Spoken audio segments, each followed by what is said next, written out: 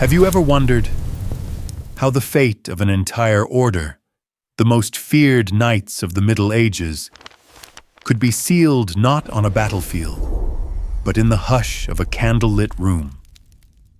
Picture this: a desk in Avignon, ink still wet on parchment, while beyond the walls, the bells of a restless Christendom echo through the night. Two powers, a king drowning in debt and a pope desperate to survive, bend over a secret pact. No armies march, no swords clash. Yet with a few strokes of the pen, the Knights Templar are condemned. This is not the story of open war. It's the story of shadows, of whispers behind doors that the world was never meant to hear. Tonight, we step into that shadow. Together, we'll follow Pope Clement V, a man caught between faith and fear, power and survival, and uncover how his hidden bargain with Philip the Fair rewrote the destiny of Christendom.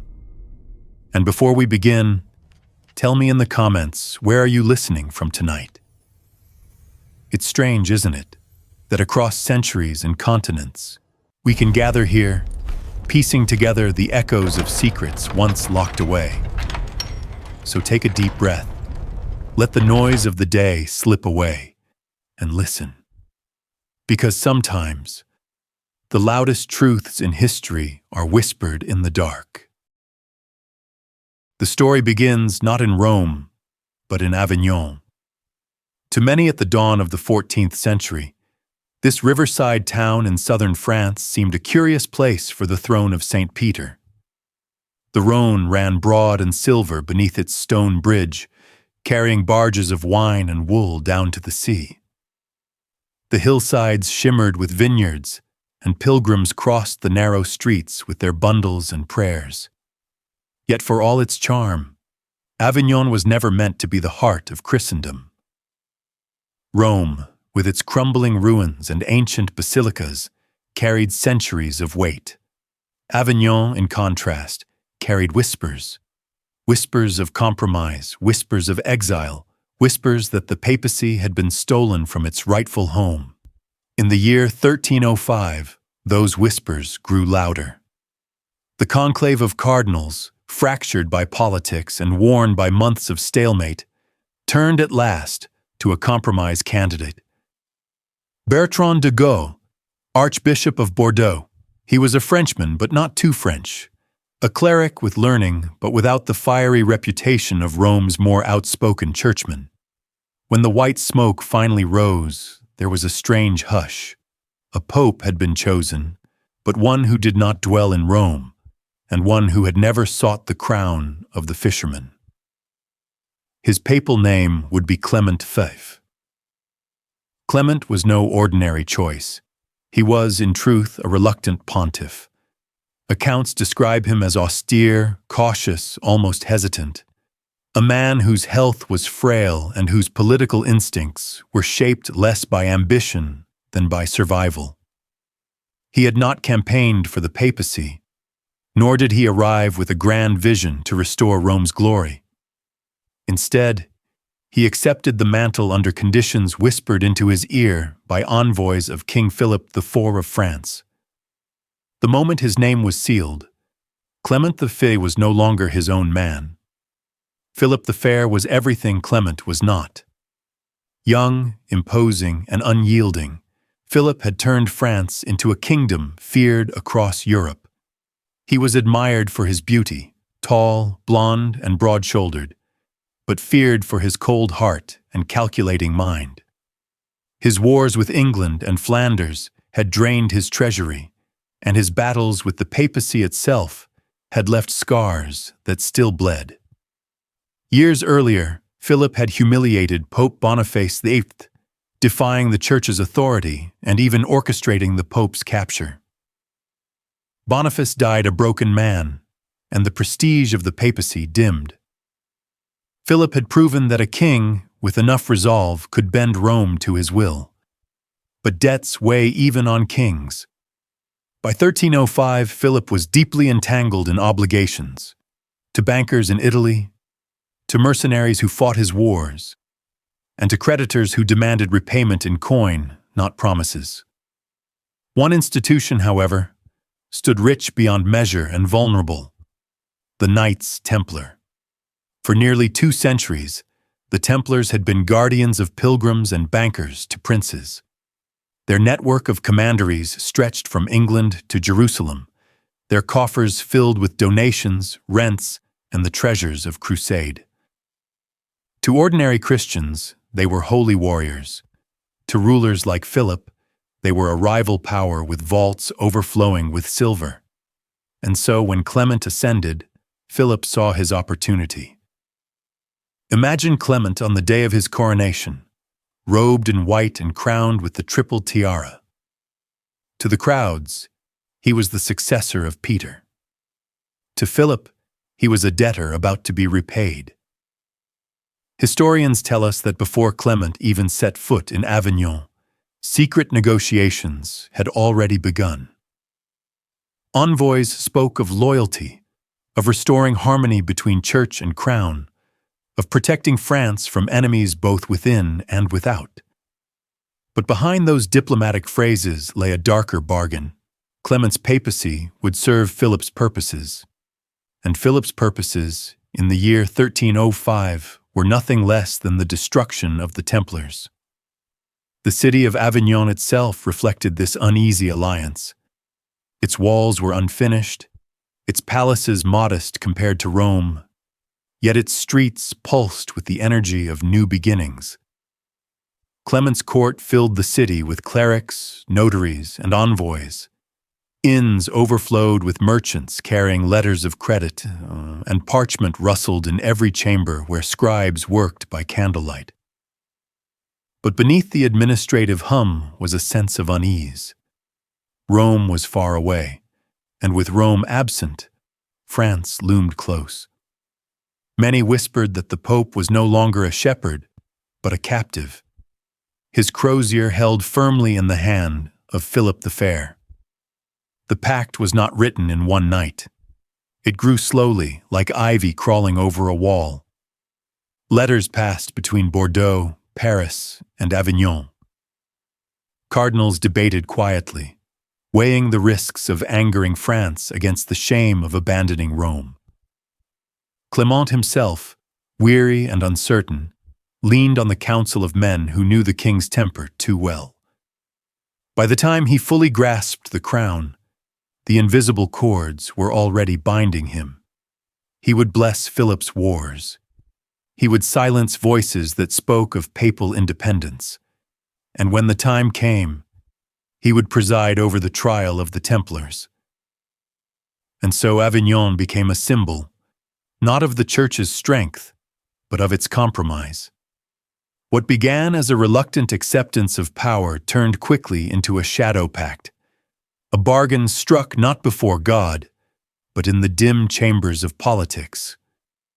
Clement V, the Pope who never wanted the tiara, would become the Pope who surrendered the Church to France's king, and in that surrender, the fate of the Templars was sealed. The first months of Clement's reign looked, on the surface, like a time of stability. The papal chancery churned out letters affirming his legitimacy, bishops sent gifts, and the Curia reassured Christendom that the Church remained whole. But beneath the formalities, Philip the Forter was already tugging at the strings. He did not storm Avignon with soldiers. He did not need to. His weapons were subtler: debt, loyalty, and carefully chosen pressure. Philip had a knack for finding the weak seams in any institution. With the papacy, the seam was financial. Years of war had left France staggering, and Philip had pawned everything from royal jewels to the coinage itself. His infamous debasement of silver had nearly collapsed the French economy, and the Templars, as trusted bankers, had refused to extend him further credit. To Philip, this was not just a financial inconvenience, it was a personal insult. The Pope, on the other hand, had needs of his own. Clement was gravely ill throughout his pontificate. suffering from ailments that left him cautious, indecisive, and heavily reliant on advisors. He needed stability at all costs. He needed French protection, for Rome was restless, and the Italian families who controlled its streets did not want him back. He needed funds to support the growing papal bureaucracy now transplanted to Avignon. In short, Clement needed Philip nearly as much as Philip needed him. So the king whispered offers. He would safeguard the Pope's court in France. He would shield him from Roman factional violence. He would ensure that Avignon became not a temporary stop, but a papal capital in its own right. In return, Clement would lend the Church's legitimacy to Philip's projects. The unspoken, soon-to-be-spoken project was the dismantling of the Knights Templar. The Templars, after all, had become more than warriors. Their fortresses dotted the French countryside, their order spanned Europe, and their wealth dwarfed the treasuries of kings. Rumors swirled of their secret initiation rites, of arcane symbols, of treasures carried from Jerusalem itself. In taverns, whispers painted them as untouchable. In Philip's mind, they were not just untouchable, they were intolerable. To move against such a force required more than royal decree. It required the sanction of the Pope. Without papal authority, any action would look like raw tyranny, an act of plunder. With papal sanction, however, it could be framed as holy justice, a purification of Christendom.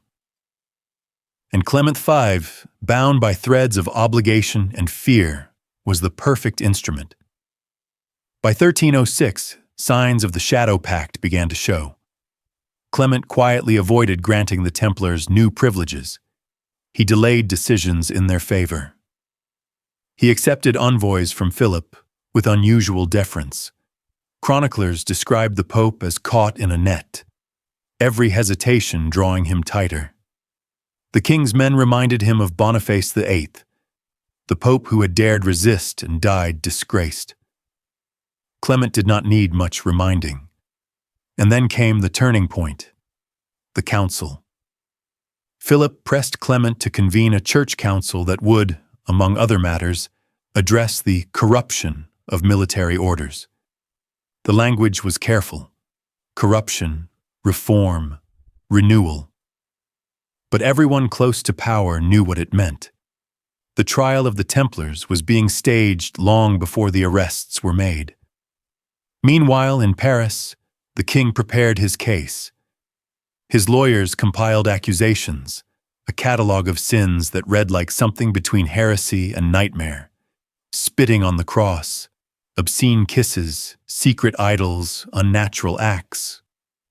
Most of these charges were fantastical, stitched together from fragments of rumor and malice. But in the political theater of medieval Europe, plausibility mattered less than momentum. And Clement? He did not openly approve, not yet. He wrote letters urging caution. He stalled for time. He tried to keep the order intact in theory, but his words were weak, his tone hesitant. Philip was relentless. He reminded the Pope of debts, of protection, of the crown's loyalty. The Shadow Pact was no longer a whisper. It was a leash. On the eve of Friday, October 13, 1307, the king's plan would unfurl with terrifying precision. But before that morning, Clement had already made his choice, or rather, had it made for him. He had yielded to a bargain struck in shadows, a pact that would forever stain his papacy. The dawn of Friday, October 13, 1307, broke gray and silent over Paris. Mist clung to the Seine like a shroud, and the streets were eerily still, as if the city itself sensed what was coming. In the Temple Quarter, a fortified complex of towers and walls, where the Knights Templar kept their treasury, the brothers stirred to morning prayers, unaware that they were about to be swept into history's most infamous ambush. The order had grown complacent in its fortress. For nearly 2 centuries, they had been the sword arm of Christendom. Knights sworn to poverty and purity, yet entrusted with the wealth of kings. Pilgrims entrusted them with coin purses. Monarchs deposited treasures in their vaults. Their white mantles, marked with the Red Cross, were symbols not of fear but of reverence. Few imagined they could fall. Fewer still believed they could fall at the hands of a Christian king. But Philip IV of France was not a king of reverence. He was a king of calculation. His agents had moved quietly for weeks, spreading sealed orders to sheriffs and bailiffs across the realm. Each packet bore the same command: open at dawn on October 13th and arrest every Templar within reach. In Paris, the king's men struck first. As bells tolled the hour of prime, soldiers poured into the temple precinct. Gates were forced open, guards subdued, doors splintered. Chroniclers say the Templars offered little resistance. They were caught off guard, their swords still hanging in the armory, their leaders roused from sleep. One by one, they were shackled and marched into the streets, their proud mantles dragged in the mud. The charges against them were already prepared, a litany so grotesque it seemed designed to shock as much as to convince. Denying Christ, worshipping idols shaped like severed heads, spitting on the cross during initiation, obscenities whispered in candlelit chambers. Most Parisians who watched the knights led away had never heard such claims, and yet the spectacle of humiliation planted seeds of doubt. Could it be true? Had these holy warriors, these guardians of pilgrims and vaults, harbored secrets darker than heresy? Across France, the same scene played out with brutal efficiency. In Poitiers, Tours, Carcassonne, the brothers were rounded up, dragged before local officials, and locked in cells. The king's orders had been absolute. No Templar, high or low, was to escape. Thousands were seized in a single day. It was the largest coordinated arrest Europe had ever seen, and it was executed without a whisper of warning. And what of Pope Clement?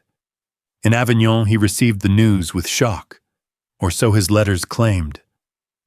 But whether he was truly blindsided or merely feigning outrage is one of history's enduring questions. Publicly, he protested the king's overreach, writing sternly that the Templars were subject only to the Holy See. Privately, he had little choice but to adapt. The arrests were fait accompli, the spectacle already shaping public opinion. To resist Philip now would mean risking everything: papal authority, French protection, perhaps even his life. So Clement hesitated. He summoned inquiries, commissions, slow-moving papal machinery. He gave the appearance of measured judgment. But with each delay, the Templars languished in cells, subjected to interrogations far crueler than any papal decree would have permitted. Friday the 13th would pass into folklore as a day of ill fortune, cursed by the betrayal of holy knights. But for those who lived it, it was not superstition. It was betrayal made flesh.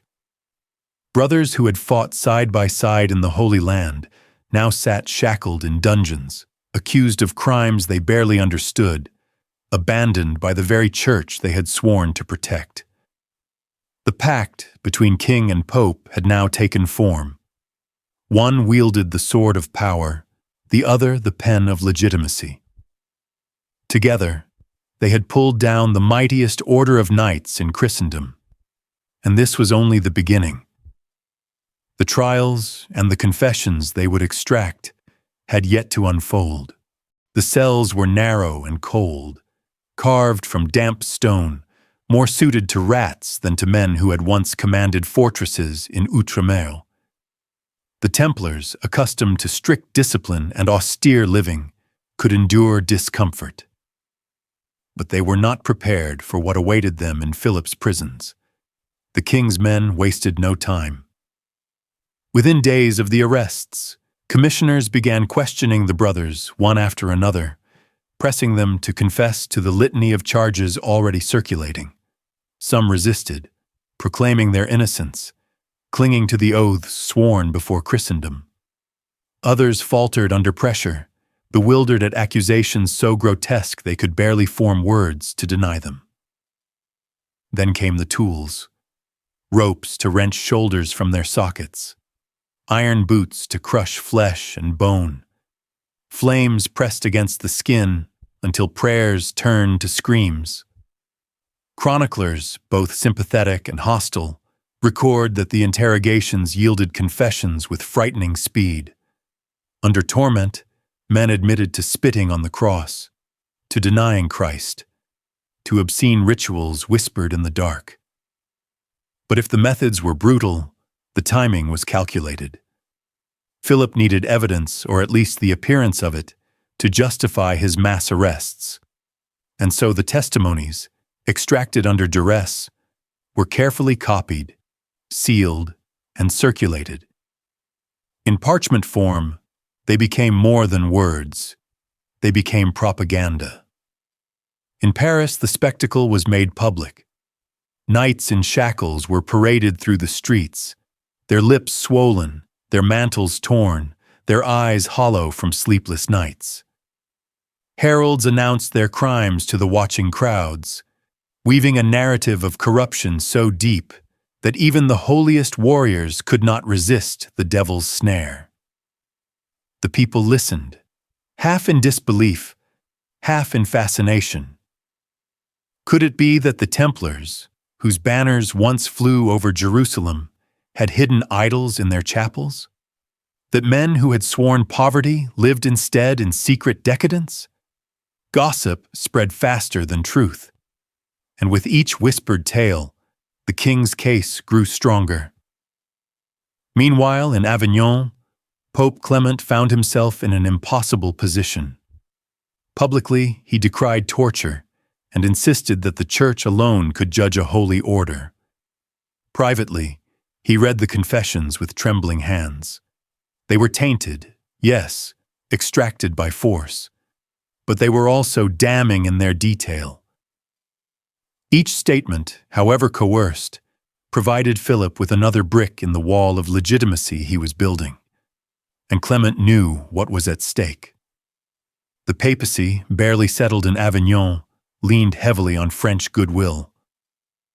Without Philip's support, the fragile balance of power in Christendom could collapse. To defend the Templars outright would be to declare war on the king. To condemn them entirely would be to stain the Church with blood. So Clement chose the path of shadows. He called for papal inquiries, commissions of cardinals who would investigate the charges. He demanded that Philip hand over the prisoners to the Church. But his voice carried little weight compared to the spectacle already unfolding in Paris. The king had moved first, and in politics, the first blow often mattered most. In the dungeons, the Templars endured a twilight existence, half forgotten, half paraded as villains. Some recanted their forced confessions when the torment ceased, crying out that they had lied to escape the pain. Others remained silent, broken, resigned to their fate. The brotherhood that had once stood unshaken on the battlefields of Acre now wavered under the slow grind of chains and fire. And yet, in whispered prayers, in the faint scratch of a cross carved into stone by bleeding fingers, some clung to hope. Perhaps the Pope, the Vicar of Christ, would intervene. Perhaps the order, so long a pillar of Christendom, would not be left to perish in darkness. But above their cells, in chambers lit by candlelight, Philip and Clement were already charting the next steps. The stage was set not for justice, but for theater, a spectacle where the outcome was written before the trial began. The shadow of betrayal was deepening. The Templars were no longer knights in the eyes of the world. They were actors in a script penned by power and sealed with silence. News traveled slowly in the Middle Ages, carried on horseback and by ship, but gossip traveled faster still. By winter of 1307, word of the arrests had reached every court from England to Aragon. The message was simple and devastating. The Order of the Temple, once the pride of Christendom, now stood accused of heresy. Kings and princes read the reports with mixed emotions. For some, it was an opportunity. The Templars owned land, manors, and vineyards in nearly every corner of Europe. Their preceptories dotted the countryside. Their treasuries funded pilgrim routes. Their mills turned the grain of peasants. To confiscate such wealth was tempting. Others hesitated. The Templars had fought alongside monarchs in the Holy Land. They had escorted kings into battle, guarded relics, and even loaned money to desperate rulers. Could all of that devotion have been a mask for blasphemy? For some, the thought was too unsettling to believe. In England, Edward II was cautious. At first, he expressed doubt, writing that the charges seemed unbelievable. But as Philip's envoys pressed, bearing copies of confessions and papal letters urging cooperation, Edward relented. By early 1308, English Templars were imprisoned too, though not with the same brutality as in France. In Aragon, King James II took a similar approach. He stalled, demanded more evidence, and sought papal guidance. His kingdom, on the frontier of Christian and Muslim lands, relied on military orders like the Templars for defense. To dismantle them outright would have left dangerous gaps in the chain of fortresses that guarded the Mediterranean coast. The papacy, caught between royal demands and clerical doubt, sought to impose order on the chaos. Clement V issued bulls instructing rulers across Christendom to arrest the Templars and seize their property. Some obeyed swiftly, others dragged their feet. The result was uneven. In some regions, brothers were dragged from their chapels in chains. In others, they continued their prayers almost undisturbed, as if France's crisis were a distant rumor. Among the common people, the reaction was just as divided. In towns where Templars had long been respected, villagers struggled to reconcile the accusations with the men they knew. Could Brother Hugo, who had tended their sick, truly have spat upon the cross? Could the knights who guarded pilgrim roads really have sworn themselves to the devil? Markets and taverns buzzed with speculation. Some dismissed the charges as a plot by the king, a greedy man who saw in the order's wealth a solution to his debts.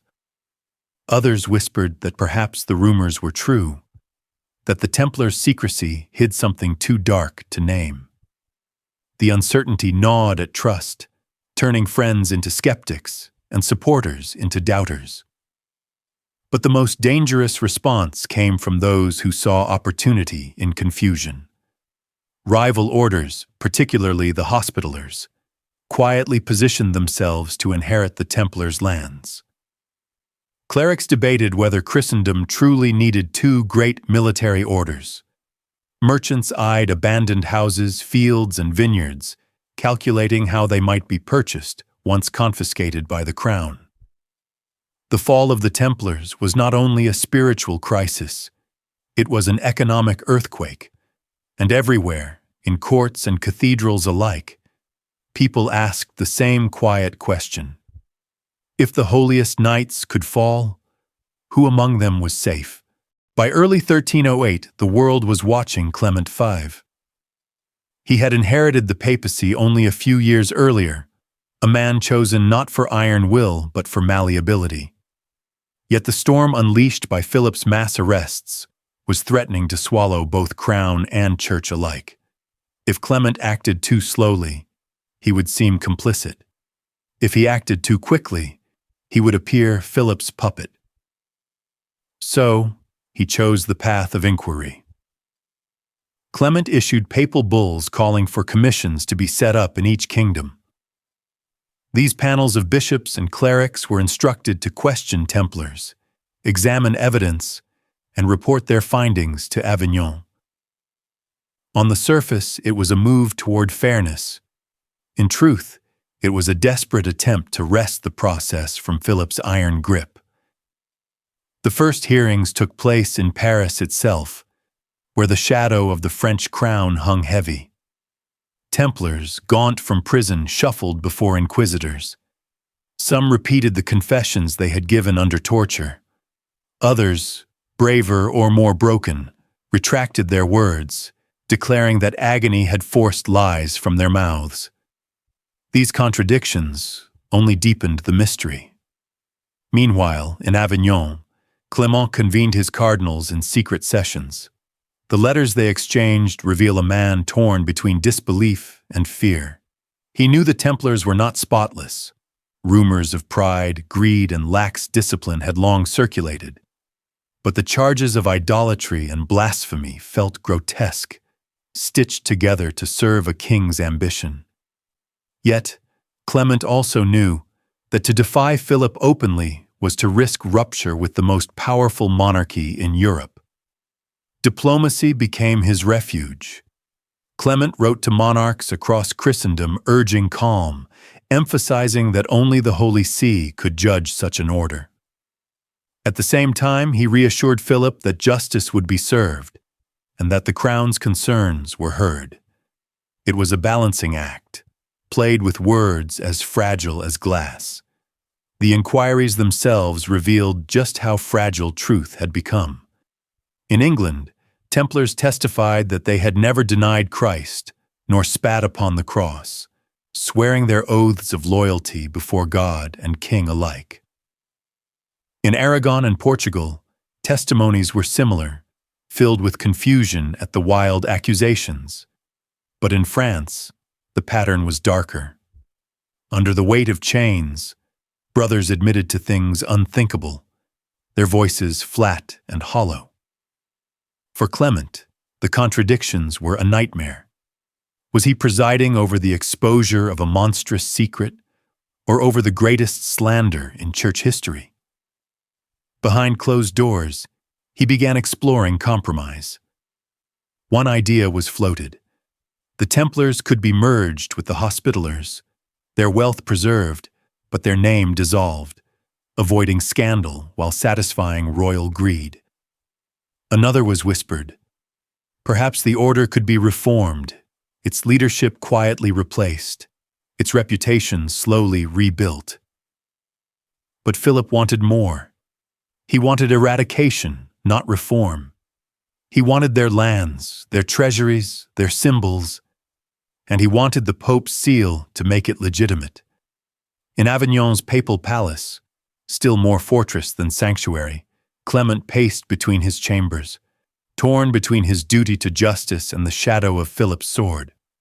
Outside, the Rhone flowed steadily past, indifferent to the decisions that would determine whether the most famous order of knights in Christendom lived or died. The Pope's hesitation stretched on, but every day of delay deepened the Templars' suffering. In Paris and elsewhere, men languished in dungeons, their fate suspended on the uncertain will of a pontiff who could not yet decide whether to stand as shepherd or as subject. By the winter of 1309, Avignon was no longer just a stop on the papal itinerary. It was becoming the new center of Christendom. The papal court had shifted southward, away from Rome's crumbling politics and into a city perched on the Rhone, a city much closer to Philip's watchful eyes. Some whispered it was no coincidence. Others called it exile, or worse, captivity. The Avignon papacy would not yet bear its infamous name, but the roots of that shadow were already being set. Inside the drafty papal chambers, Clement and Philip's envoys met in hushed tones. The meetings were not framed as negotiations, but as clarifications, understandings, the kind of careful language meant to disguise the stakes. Yet everyone present knew what was truly on the table: the future of the Knights Templar. Philip's demands were simple in their cruelty. The order must be destroyed. Its lands and treasuries in France must pass to the crown. Its leadership, Grand Master Jacques de Molay and his lieutenants, must face final judgment. Anything less would be seen as weakness. Anything less would be unacceptable. Clement, however, still sought middle ground. He floated the idea of transferring the Templar wealth to another order, perhaps the Hospitallers. He suggested reform, merger, correction. His words were those of a man trying to save something from the flames, even if the name and the brothers themselves could not be preserved. But Philip's envoys made clear there would be no half measures. Behind the closed doors, parchment was laid out and sealed with wax. Promises were exchanged, papal approval of suppression in exchange for royal guarantees. Philip would support the papacy in its fragile relocation to Avignon, shielding it from enemies and unrest. Clement, in turn, would lend the weight of the keys of Peter to the eradication of the Templar name. This was not a single signing, not one dramatic treaty, but a series of steps. Each document, each whispered assurance drawing Clement deeper into a web that by the end, he could not escape. The Pope, elected reluctantly and known for his hesitation, was now being steered by a monarch who had already proven himself ruthless enough to destroy one of the wealthiest orders in Christendom. Outside those chambers, the streets of Avignon bustled with daily life. Merchants sold fabrics and spices, pilgrims came seeking blessings, clerics debated theology in shaded courtyards. They did not know that above them, in high halls smelling of parchment and smoke, decisions were being shaped that would send knights to the stake and echo across centuries. And so the Pact, not one document, but an understanding sealed by dependence and fear, began to bind Pope to King. Clement had tried to be cautious, to save appearances of justice, but with each compromise, he tied himself tighter to Philip's cause. The suppression of the Templars was no longer just possible. It was inevitable. By the spring of 1310, the walls of Avignon echoed with the shuffle of scribes and the scratch of quills. What had begun as whispers behind chamber doors was now becoming papal decrees, shaped with all the solemn weight of canon law. Clement knew the language of diplomacy well. Words could soften daggers into procedures, make bloodshed sound like order. The first signs came not with trumpets, but with letters. Bulls were issued, inquiries established, commissions summoned. At first glance, these seemed like instruments of fairness, trials to hear the charges against the Templars, clerical judges to weigh truth from falsehood. Yet anyone who had watched Philip's hand knew what the outcome was meant to be. The king's prisons already overflowed with knights awaiting their fate, their confessions squeezed from them in dank cells where ropes and iron did more speaking than the accused. In Avignon, Clement tried to slow the tide. He called for testimony from across Christendom, urging bishops outside France to conduct their own investigations. He hoped, perhaps, that evidence from distant lands might tip the scales toward mercy. But Philip's envoys pressed harder, insisting that delay was dangerous, that leniency was weakness, that the king's justice could not wait for Rome's hesitations. And so the machinery ground forward. A papal commission convened in Paris, its proceedings watched closely by the crown. Witnesses, many broken by torture, repeated charges of heresy, blasphemy, idolatry. To the wider world, it appeared as though the Pope himself was guiding the blade, though in truth Clement often seemed like a man caught in the gears, pulled deeper with each motion. Meanwhile, in Avignon, rumors thickened. Clerics whispered that Clement had been forced into obedience by Philip, that the papacy was no longer free but chained to the will of a secular king. Others defended him, saying he was playing the long game, buying time, trying to spare the order from total annihilation. Whatever the truth, appearances mattered, and appearances showed a pope bending toward the will of the crown. By 1311, the Council of Vienne was called, an assembly of prelates summoned to decide the fate of the Templars once and for all. The debates there would be fierce, and Clement would be forced to reveal how far his compromises had carried him. The Pact, once hidden in candle-lit chambers, was about to be written into history, and beyond the walls, ordinary people carried on. Pilgrims walked the Rhone's banks, traders haggled in the square, bells tolled for Mass. Few realized that their generation would witness the extinguishing of a name that had stood for 2 centuries as both shield and mystery, the Knights Templar. The Council of Vienne opened in October 1311, in the chill of autumn, beneath vaulted ceilings heavy with incense and expectation. Delegates arrived from across Europe, bishops wrapped in fur-lined cloaks, abbots carrying years of authority in their gait, envoys from distant realms eager to see how the Church would answer the King of France. Outside, the streets filled with pilgrims and merchants, for councils always brought business, gossip, and the faint promise of miracles. For Clement, this was the stage he could not avoid. He had tried to keep the matter of the Templars within the papal chamber, where careful delays and ambiguous decrees could soften the blows. But Philip demanded resolution, and resolution now required spectacle. The council was the theater in which the pact would be tested, perhaps even broken. On the first days, the air hummed with debate. Some bishops rose with fire in their voices, declaring the accusations against the order unproven, the confessions tainted by coercion, the charges an insult to the centuries of service the knights had rendered to Christendom. Others, often with French envoys glowering at their shoulders, insisted the order had lost its way, that secrecy was itself a kind of guilt, and that the peace of Christendom demanded dissolution. Clement listened, seated high, his face impassive, yet his heart no doubt pulled in opposing directions. He knew the evidence was weak. He knew the order's downfall served the king more than the church. But he also knew Philip's reach was long. France was powerful, its armies strong, its treasury strained, its patience worn thin. To oppose Philip outright would risk schism, even war.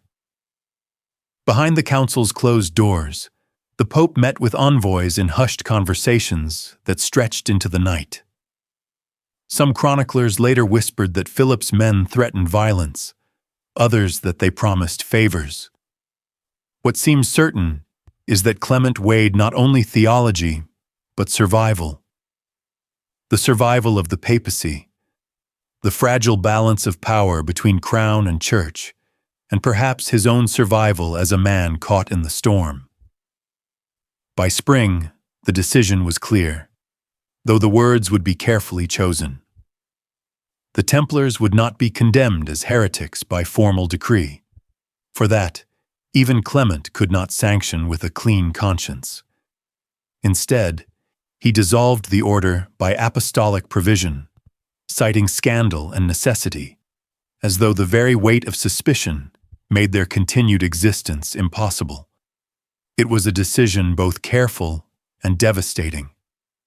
A legal fiction designed to spare the Church the stain of outright injustice while delivering to Philip the outcome he had demanded all along. With a stroke of the pen, centuries of vows, fortresses, and traditions dissolved into air. And yet, in the corners of Vienne's halls, there were still murmurs of hidden documents, of knights who had slipped away, of treasures unaccounted for. Clement may have ended the order, but he had not ended the legend. The council ended with words, but outside its walls, words were not enough.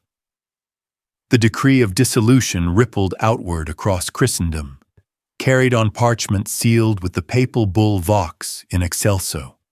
Across France, England, Iberia, and beyond, sheriffs, bailiffs, and bishops received orders to take possession of the order's lands, to inventory their holdings, to scatter the brothers who had once lived under one rule.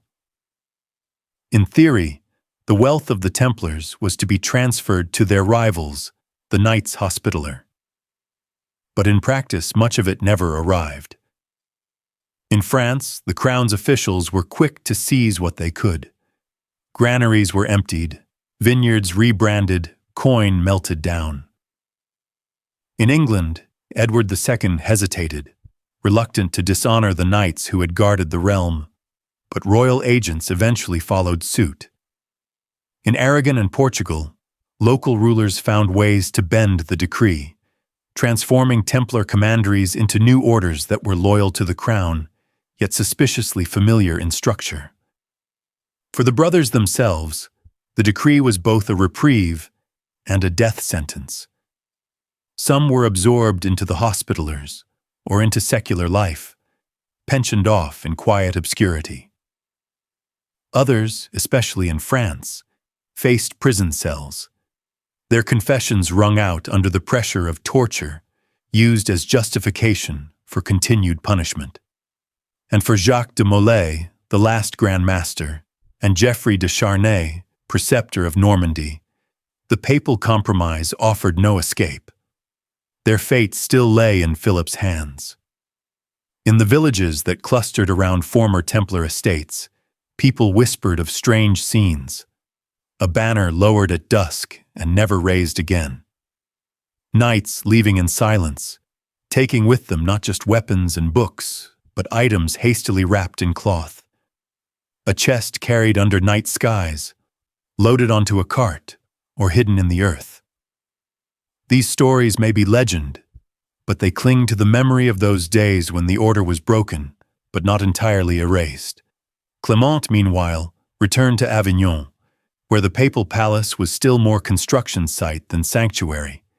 He had achieved what Philip demanded. The order was gone, but the taste was bitter. He had safeguarded the unity of the Church at the cost of justice, and he had set a precedent that kings could dictate terms to the throne of Peter, so long as their pressure was relentless enough. Still, there was a shadow of defiance in how he phrased his decrees. He had not condemned the order as heretical. He had dissolved it to avoid scandal. That nuance mattered to him, perhaps even offered him the thinnest thread of absolution. But for those who believed the order innocent, it meant the door remained cracked open, a faint possibility that the truth was not entirely extinguished. In the months that followed, stories spread of Templars vanishing into the mists, sailing westward from La Rochelle, retreating to Scotland, where papal authority was weak, or sheltering in the Pyrenees with sympathizers. Clement could not control those stories any more than he could undo the pact he had made. Legends had been born in the silence he left behind. In Paris, on the Ile de la Cité, the walls of the royal prison echoed with the weary breath of a man who had once commanded the most feared military order in Christendom. Jacques de Molay, aged and gaunt, had spent years in confinement since his arrest in 1307. He had endured interrogations, public humiliations, and the long erosion of time. Yet he remained the Grand Master in title, even as his order had been dissolved in law. Philip's ministers argued that the process was unfinished. Confessions, even those extracted under duress, had been recanted. A final display was required, one that would stamp the crown's authority in fire rather than ink. Clement, now fully tethered to Philip's demands, faced the same old dilemma: resist and fracture the Church, or consent and stain his conscience further. In March of 1314, the decision came. 2 scaffolds were raised in the square before Notre Dame. De Molay and Geoffrey de Charnay were led out, chains clattering, their faces marked by years of captivity. They were to confess once more, to affirm the crimes attributed to the order, and then receive their punishment. But what happened next defied both Pope and King. Instead of bending, de Molay stood tall, his voice carrying over the crowd. He proclaimed the innocence of the Templars, denounced the false charges, and declared that his confession had been forced by fear and pain. Geoffrey joined him, rejecting the lies that had been demanded of him. In that moment, the quiet compromise Clement had written into papal decrees collapsed in public view. The king's officials had no patience for defiance. The sentence of perpetual imprisonment became, within hours, a sentence of death. As the sun lowered, flames were lit along the river's edge. Crowds gathered, their faces flickering in firelight, as the last Grand Master of the Knights Templar was bound to the stake. Witnesses claimed de Molay's voice rang out even as the smoke rose. Some said he prayed. Others swore he called upon heaven to judge both Pope and King before the year was done. His words, whether historical or apocryphal, became the seed of a legend, that Clement and Philip would not outlive the man they condemned. As the fire consumed him, Clement's silence echoed as loudly as Philip's fury.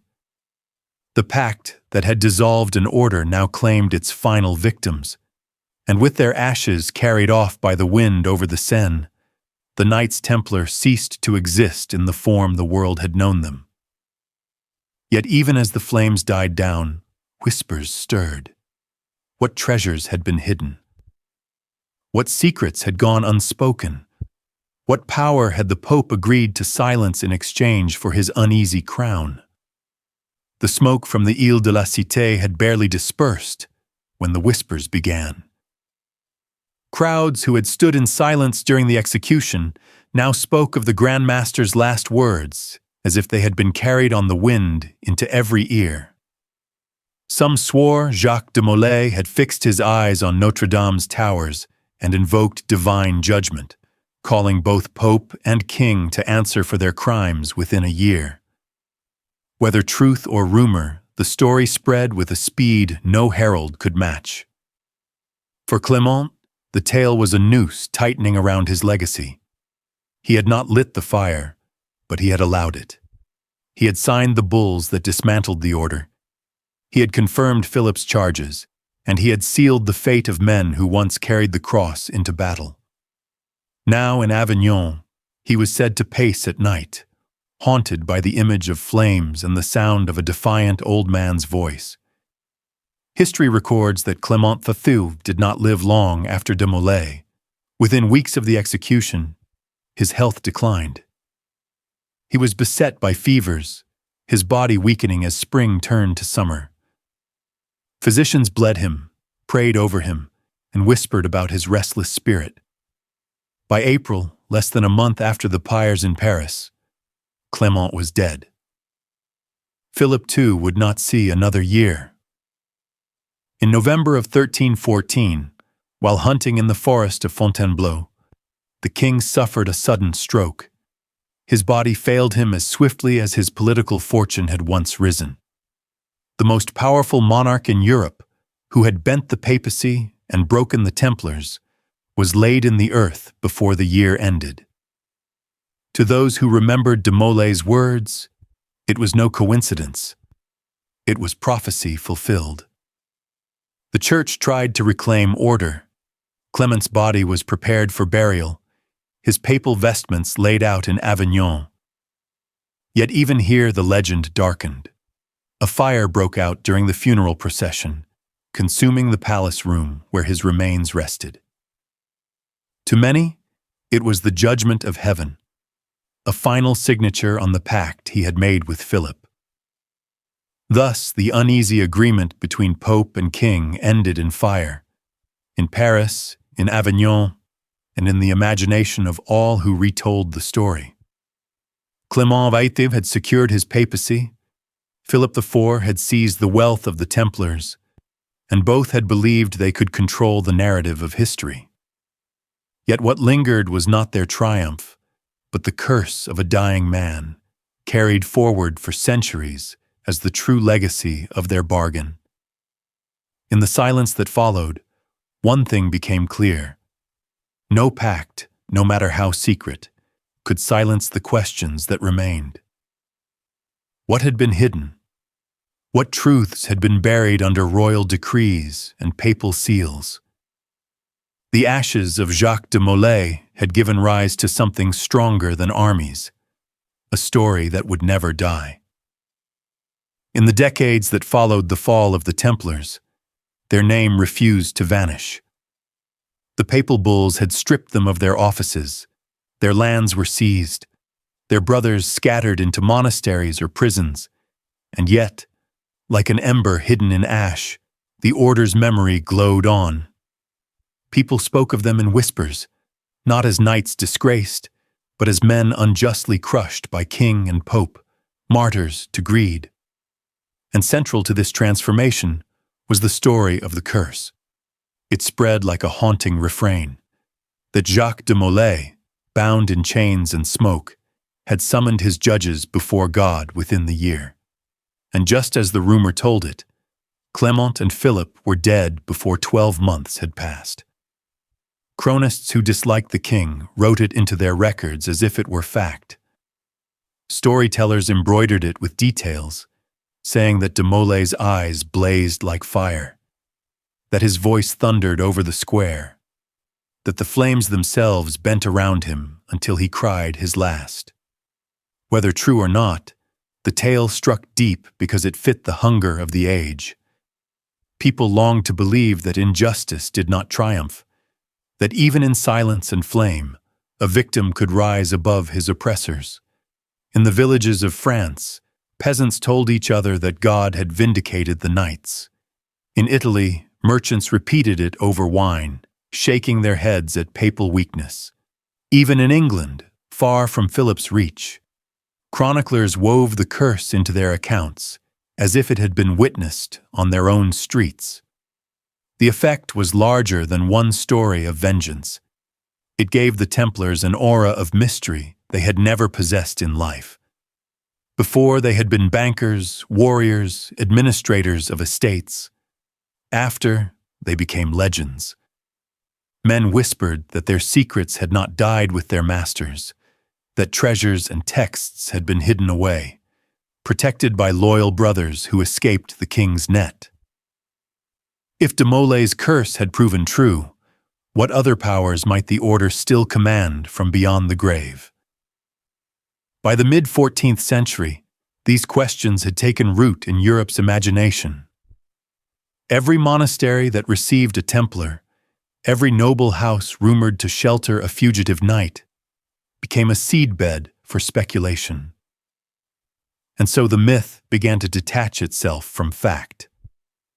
The Templars were no longer only men who had lived and died. They became archetypes, symbols of a lost purity, keepers of forbidden knowledge, guardians of treasures buried too deep for kings to reach. And all of this, it must be remembered, began not with proof, but with a single moment on a scaffold in Paris. One old man, weary and defiant, condemning his enemies with a final breath. The rest was built by those who needed the story, those who needed to believe that power could still be answered, that justice could still strike back, even from the pyre. As the story of Jacques de Molay's curse grew, it began to intertwine with another thread, the tantalizing possibility that the Templars had not only cursed their enemies, but preserved something of themselves. People whispered that not all the knights had been seized on that October dawn in 1307. A few, it was said, had ridden into the night with wagons covered in canvas, their wheels leaving grooves in the mud of Paris, bound for ports unknown. Out of such fragments, a whole mythology was born. In Burgundy, villagers claimed that hidden in their valleys were strong boxes of gold stamped with the Templar cross. In Aragon, There were tales of knights fleeing across the Pyrenees with scrolls too dangerous to burn. And in Scotland, where Robert the Bruce had broken with Rome, the story grew that exiled Templars had fought beside him at Bannockburn, their white mantles flashing in the mist. But beyond treasures and battles lay a more intimate and more dangerous rumor, that the Order's true legacy was not in gold or stone, but in blood. Chroniclers wrote of secret marriages hastily performed before arrests, of children born under false names, of widows who vanished from towns only to reappear in distant lands. These children, it was said, carried in their veins the same vow-bound spirit that their fathers had died for. The Church condemned such talk as superstition. Kings laughed it off as peasant fantasy, but the idea refused to die. To those who suffered under taxes and wars, the thought of a hidden heir to the knights, someone who might rise one day to reclaim their cause, was a comfort. It gave shape to hope, even if that hope was woven from air. By the 15th century, entire genealogies were being drawn that traced noble families back to lost Templar stock.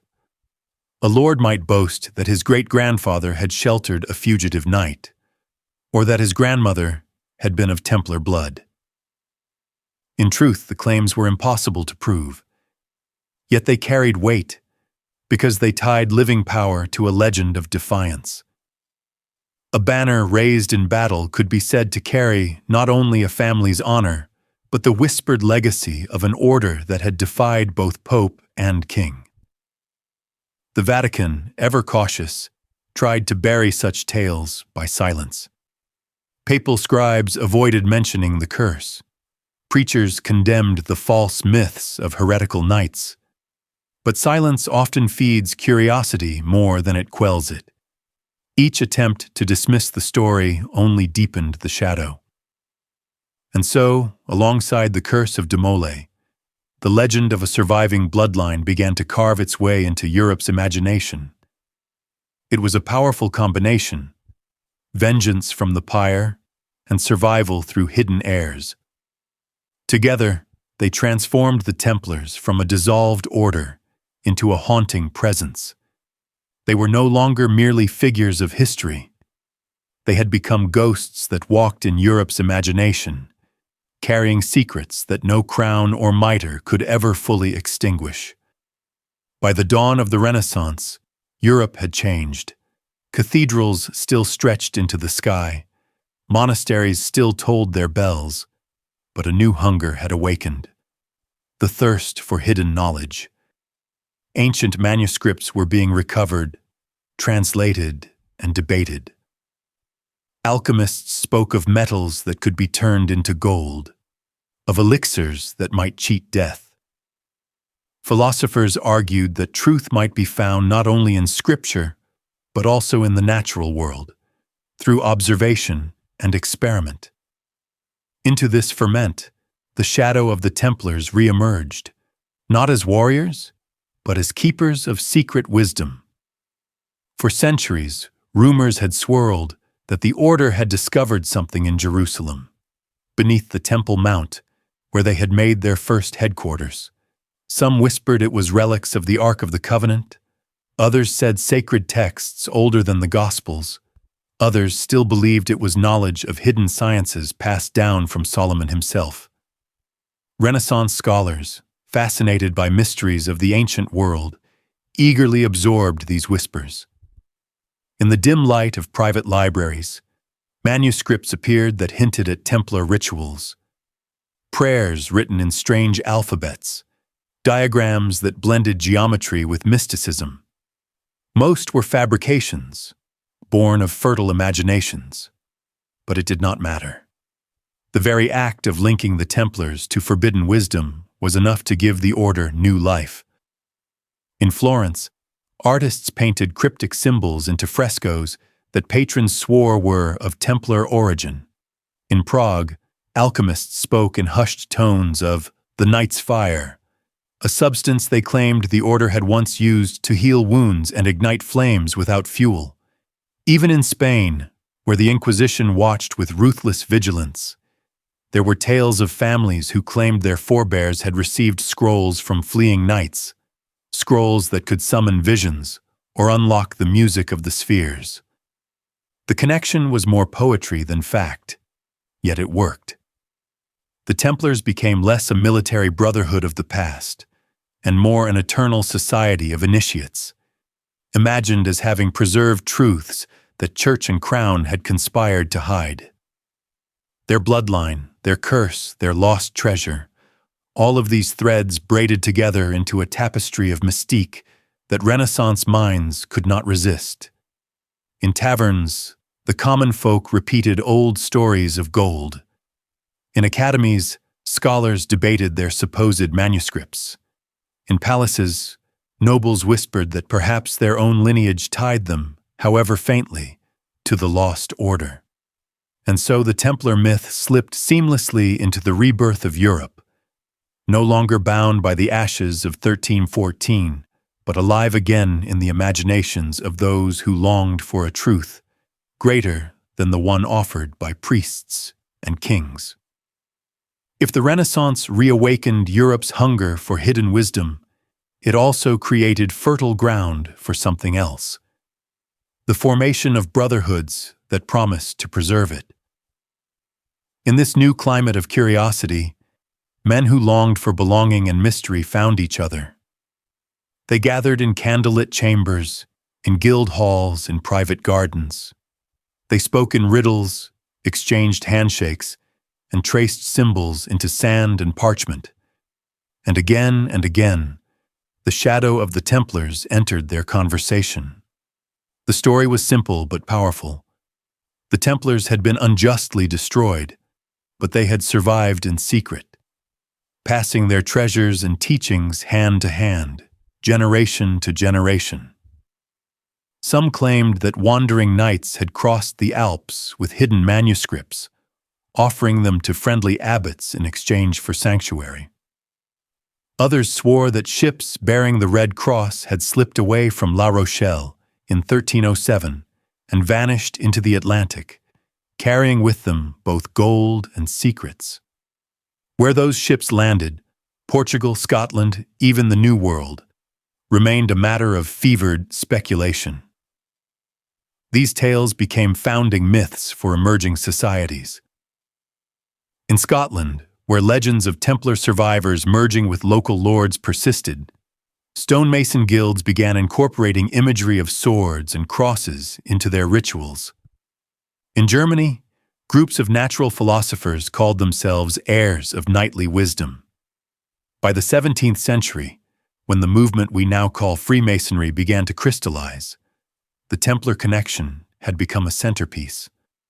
Lodge rituals referred to the fallen order. Symbols of twin pillars and secret vaults were said to echo the mysteries of Solomon's Temple, which the knights themselves had once guarded. But it wasn't only Masons who claimed the inheritance. Alchemists invoked the Templars as hidden masters of fire and transformation. Rosicrucian manifestos hinted that their brotherhood, too, had been touched by the knights' ancient wisdom. Even political rebels found use in the myth. To imagine themselves as heirs of a silenced order lent legitimacy to their defiance of church and crown. Of course, historians often point out that the paper trail is thin. Much of this continuity is legend, a way for later groups to wrap themselves in the romantic aura of martyrdom. And yet, the power of myth is not in its proof, but in its endurance. Whether or not the Templars ever passed a single parchment to a Mason or alchemist, their shadow gave weight to every oath spoken in secret, every candle lit in a hidden chamber. By the close of the Renaissance, the Templars had become something far more than soldiers who had once ridden in the Holy Land. They had become a symbol of forbidden knowledge, of unjust persecution, of a promise that the truth was still out there.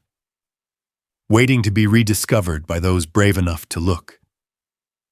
And so, from Avignon to Florence, from guild halls to royal courts, the secret pact that began in the shadows of Pope Clement's reign lived on, reshaped, reborn, always just out of reach, always more myth than fact, and more powerful because of it. While Europe's guilds and secret circles whispered of Templar survival, the Vatican was not deaf to such murmurs. The papal curia kept ears pressed to taverns, convents, and courts, listening for any hint that the ghost of the order was being invoked. For the Church, these rumors were more than idle tales. They were threats. Myths, once believed, could erode obedience, and obedience was the mortar of Christendom's power. So the Vatican began its own counter-narrative. In sermons and papal letters, the Templars were painted as heretics who had confessed to idolatry. Their downfall was described not as injustice but as divine judgment. Priests told their flocks that the Red Cross was tainted, that to honor it was to risk one's soul. Chroniclers working under ecclesiastical patronage rewrote history with ink that condemned rather than praised. At the same time, subtle mechanisms of censorship tightened. Monastic libraries that once housed chronicles of crusading orders were quietly instructed to restrict access.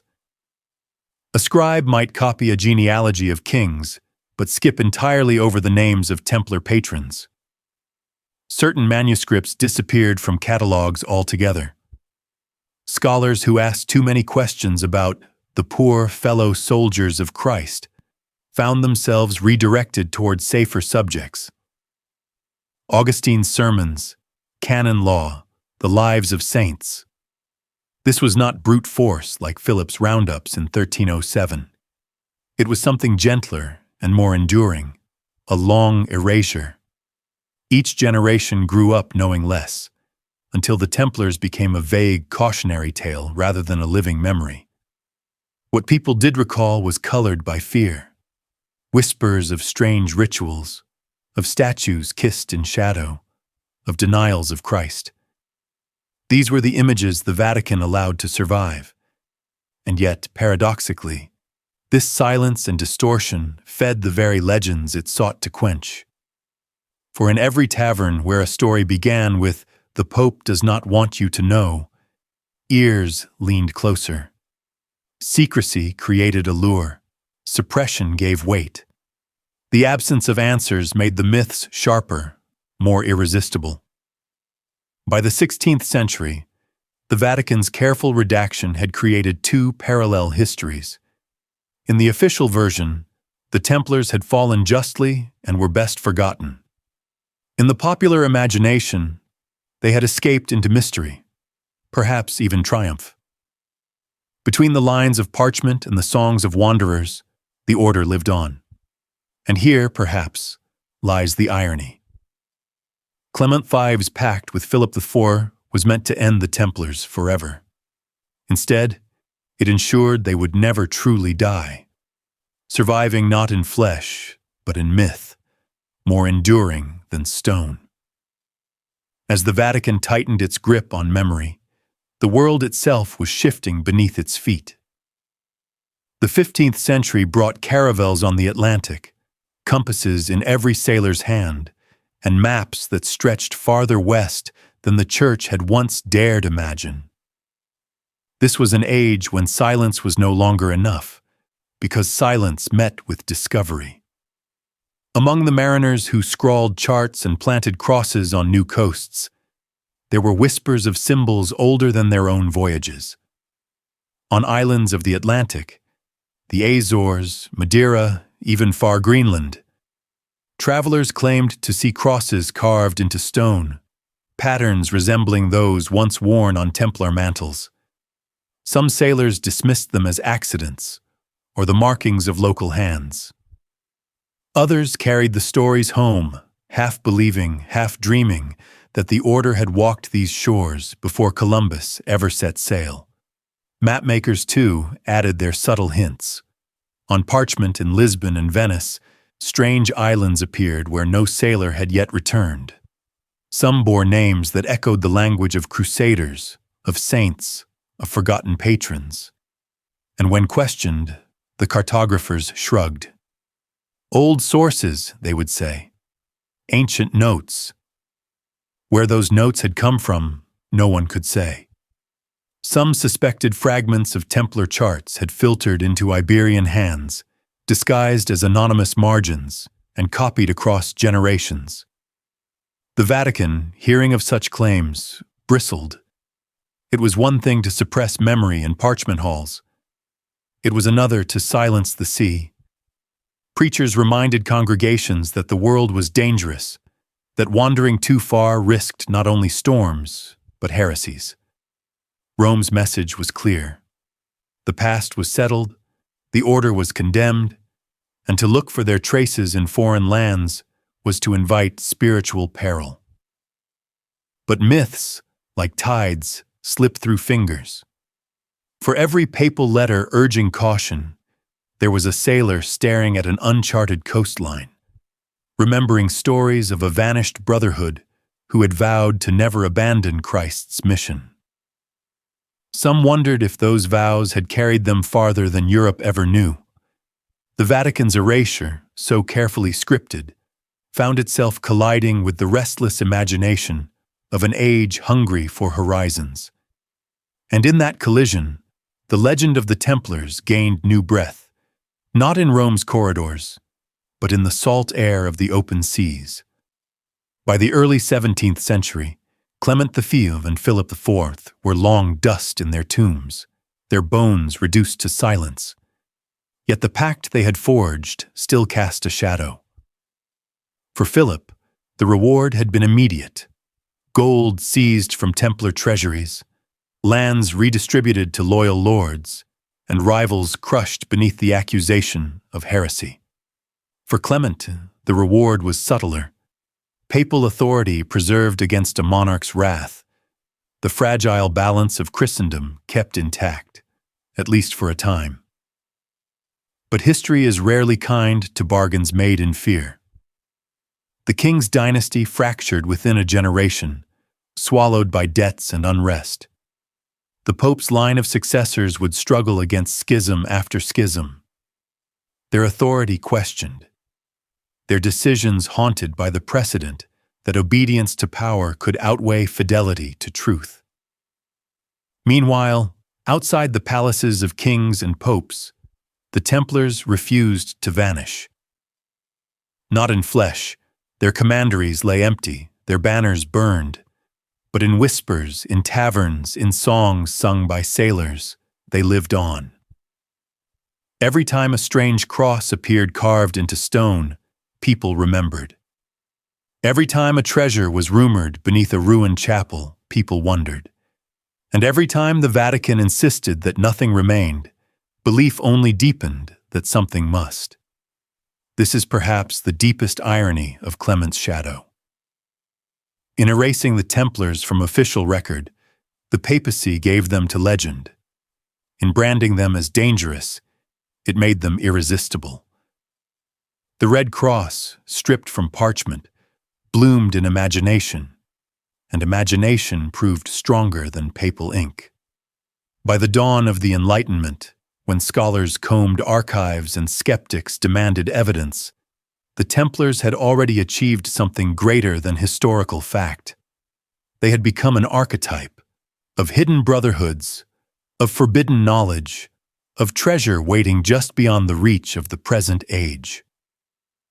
The Vatican's silence had fertilized a myth that could not die. And so, centuries later, the Pact of Clement V and Philip IV is remembered not as an act of triumph, but as the beginning of a haunting.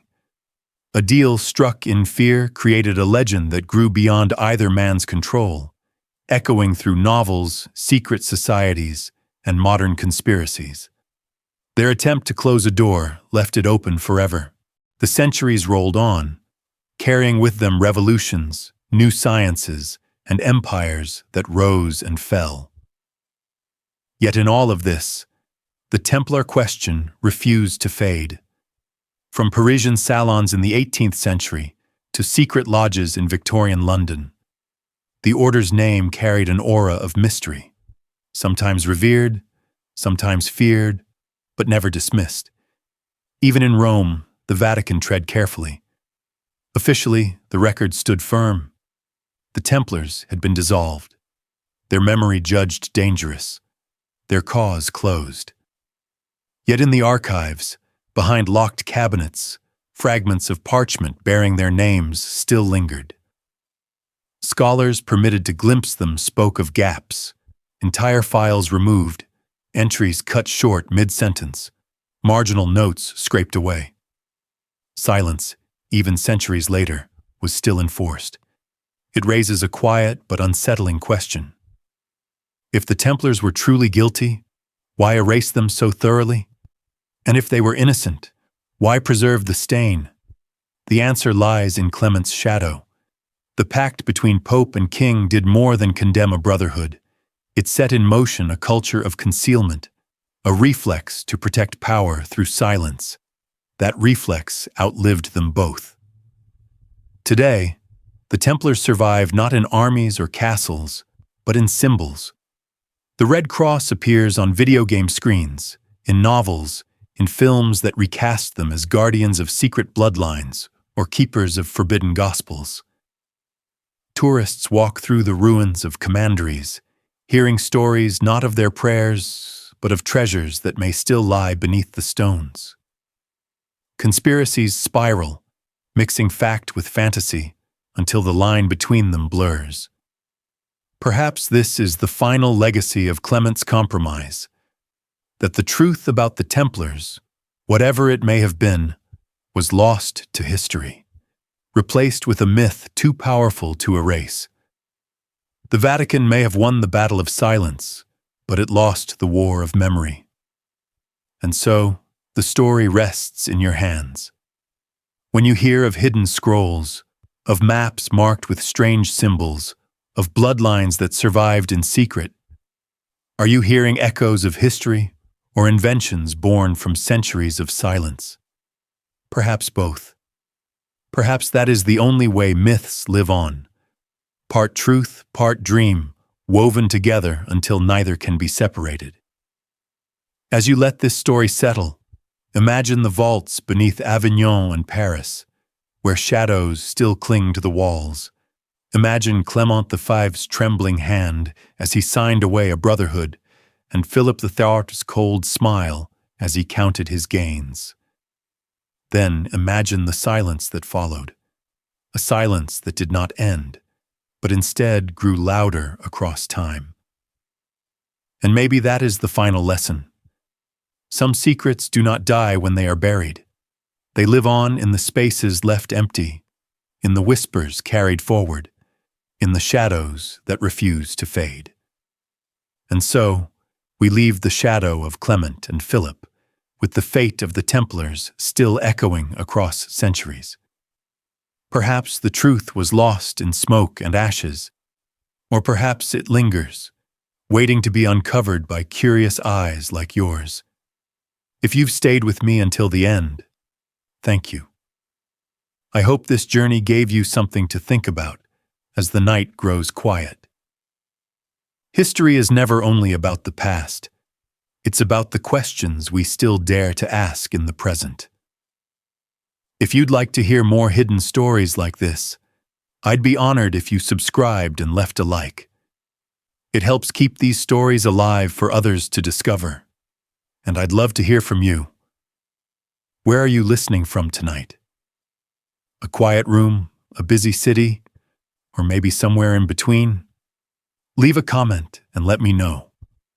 I find it incredible that across so many places, we share the same story together. Until next time, rest well and remember, the past never fully sleeps.